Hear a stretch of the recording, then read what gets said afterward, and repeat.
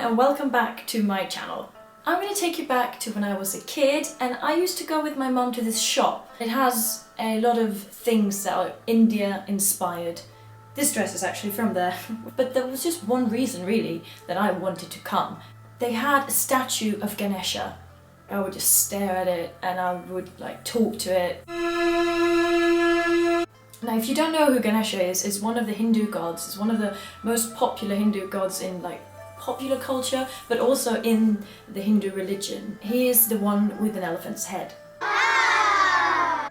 And then as I grew up, I kept my love for him, and I went through a phase actually, I remember, where I was starting to question if did I just like him because of his elephant head, and was that a bit mainstream? So I was like, maybe I should start liking another god from the Hindu religions, but I don't know, it just always came back to him. And then as I got older, I learned more about him, and I learned that he is the god of removing obstacles, or the way I like to see it, the symbol for overcoming obstacles, because I do believe that we are masters of our own fate, and I do believe that it's us who do anything for ourselves.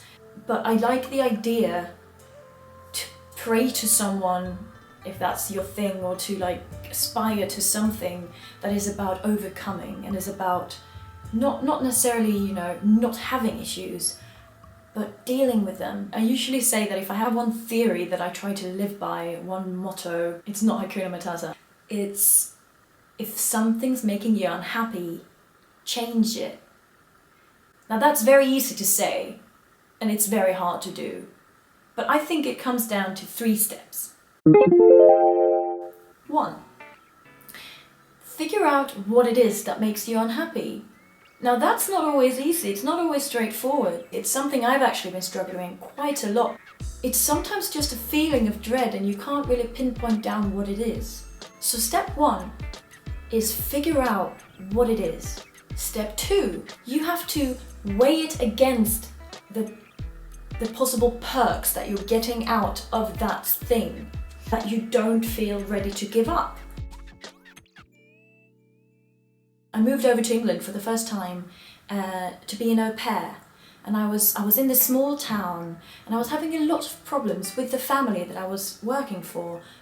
And so I went on to step 2 and I started looking around and I was like, but because I live with this family, because I'm in this town, I have wonderful friends, I had a great social life, and I knew that if I were to change my job, I would either have to stay within the town in another family, and that would feel so awkward, or change families completely and go to a different place, but that would mean losing so much. And so I weighed them against each other, and that came to step 3. Step 3 is always a choice, it's always a change. But it can be 2 different types of changes. It can be A, you've decided that you don't want to change the thing that is making you unhappy, so it needs to be an internal change. You need to change your way of looking at things so that you can actually be happy with the situation you're in, even though it's not perfect, because it's never going to be perfect. Or B, a physical change, an external change. Get rid of the people in your life that don't appreciate you and don't make you feel better about yourself, or break up with that partner that is dragging you down, or quit the job that you're not enjoying, or move the city where you're not feeling at home. Now a side note, and something I always struggle with, is that sometimes just because you know what you want to not do, it doesn't mean that you know what you want to do. Sometimes you need to challenge yourself to just sort of go for it. You need the fear. But I don't think it's the fear, I think it's letting your mind that has been so focused on something that has been dragging you down, when you let that go, suddenly a whole world opens up and you see opportunities you didn't even know were there. Making the change from something can be done independently of making a change to something.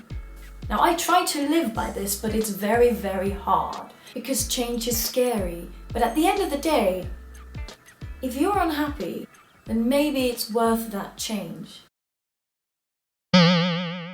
So that's what Ganesha has started to mean to me today. The symbol for this way of approaching life. And maybe little Ullis knew this, Maybe she just thought he had a cute elephant's head. Just grab onto your own life. Because as cliche as it sounds, we only get one. I mean, Ganesha might not agree with that, but even if we reincarnate, that's someone else and that's their problem. This is yours. This is your chance. Your chance to be good, to do good, to be happy. Do it. So that's my little inspirational speech for you today. I just got really full of wanting to share my views on this. Hopefully it might be inspirational for you to maybe make that change that you've been walking around and thinking about. But even if it's not, I'm glad if I could get your mind working in any sort of way. So please like this video if you enjoyed it. Please write in the comments and tell me what your strategies are for happiness. How do you approach life? How do you try to make sure that you are enjoying and doing what you want to do? And we can help each other out, and that would be brilliant. And hit subscribe if you feel like it. Thank you so much for listening, and I'll see you next time. Bye.